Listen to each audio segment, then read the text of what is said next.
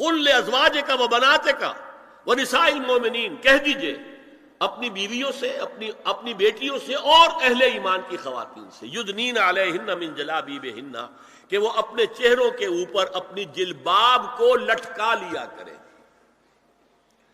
چہرہ چھپ جائے۔ اب اس کی تفسیر میں چاہتا ہوں کہ آپ کو جو مختلف مفسرین نے کی ہے وہ آپ کے سامنے میں رکھوں۔ حضرت عبداللہ ابن عباس نے اس آیت کی جو وضاحت فرمائی ہے اسے حافظ ابن کثیر نے اپنی تفسیر میں اس طرح نقل کیا ہے، اللہ نے مسلمان عورتوں کو حکم دیا ہے کہ جب وہ کسی کام کے لیے گھروں سے نکلیں تو اپنی چادروں کے پلو اوپر سے ڈال کر اپنا منہ چھپا لیں اور صرف ایک آنکھ کھلی رکھیں، دونوں آنکھیں بھی غلط ہیں۔ ہمارے ہاں برقع کیوں بنا تھا؟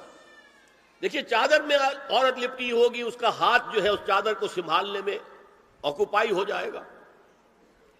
کسی بچے کو ڈاکٹر کے ہاں لے کے جانا ہے، ایک گود میں بچے کو لینا ہے، ایک گود کے اندر جو ہے ایک ہاتھ میں کوئی بوتل لینی ہے دوا کے لیے، تو کیسے کرے گی؟ برقع ضرورت کی ایجاد ہے جو ہوا ہے، اور اس کے آگے آپ کو معلوم ہے پچھلے برقعوں میں جالیاں لگی ہوتی تھی کہ نگاہوں سے بھی براہ راست سامنا نہ ہو،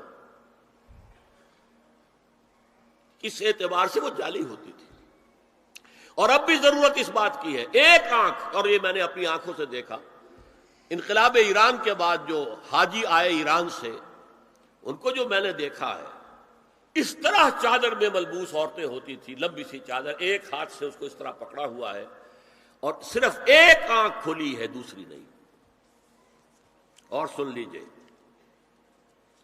ابن جریر اور ابن منذر کی روایت ہے کہ محمد بن سیرین، یہ ایک تابعی ہیں، نے حضرت عبیدہ السلمانی، یہ صحابی ہیں، سے اس آیت کا مطلب پوچھا۔ انہوں نے جواب میں کچھ کہنے کی بجائے اپنی چادر کو اس طرح اوڑھا کہ پورا سر اور پیشانی اور پورا منہ ڈھانک کر صرف ایک آنکھ کھولی رکھی۔ میں نے شروع میں کہا تھا ہمارے نزدیک اسلام دین ہے، صرف مذہب نہیں۔ اسلام قرآن اور سنت دونوں پر مبنی ہے، صرف قرآن پر نہیں۔ اور قرآن میں تعویل خاص کے بعد تعویل عام ہے، الاعتبار لعموم لفظ لا لخصوص سبب۔